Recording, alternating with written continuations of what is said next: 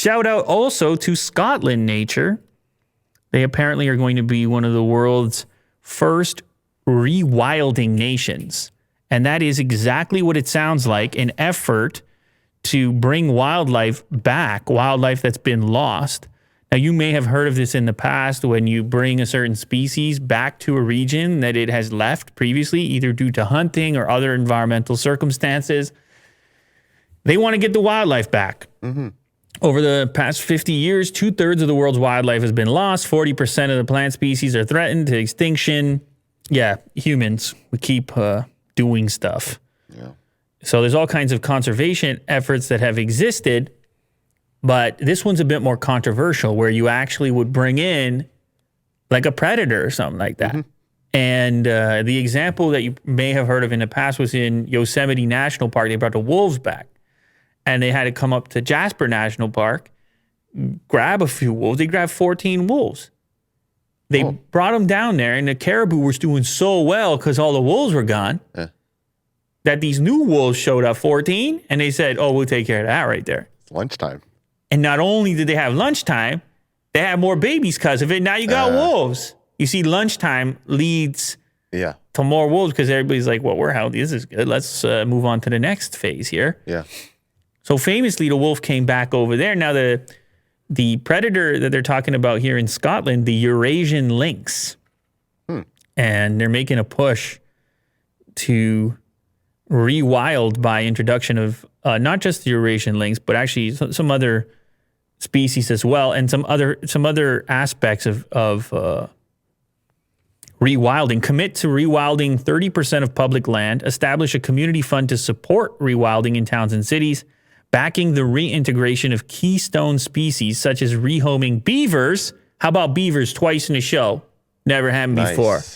And reintroducing the Eurasian lynx where there is local support. Now, this is where it gets a bit sketchy because you got houses and children and pets nearby in your neighborhood, and they're like, yeah, we're just going to bring the Eurasian lynx back. Yeah, that's a tough one. Like, no, Will, we're rewilding. We like the wild. But you need to have... My Otis. No.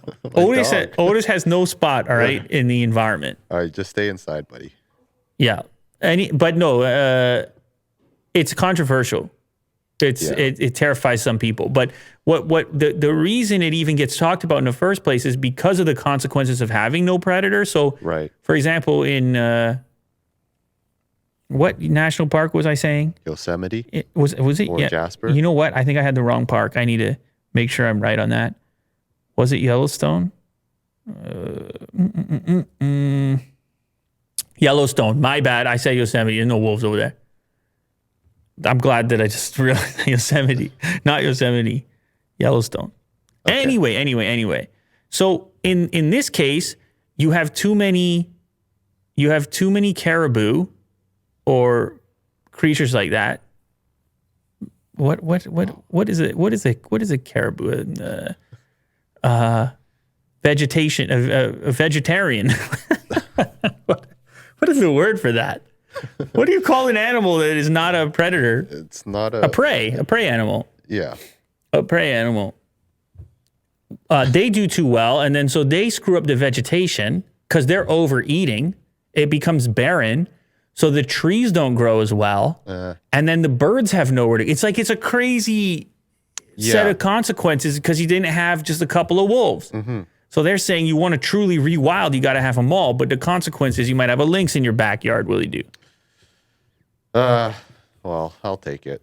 You take the lynx? Sure, why not? So Otis got to fend for himself. Got to figure it out. He's got to stay inside. That's it. Or hold a pocket knife or something. You don't think Otis stands a chance against the Eurasian lynx? You kidding me? Yeah. Look at this thing. Yeah, look at this. Well, not this one. Look at this. No, that was a baby. But look at the size of the mitts. Like looks the like claws on there. Dr. Seuss character. Yeah. But very mean. No, you're right. Otis doesn't stand a chance against this one right here. That's a cool looking cat, though, I got to say. Oh, yeah.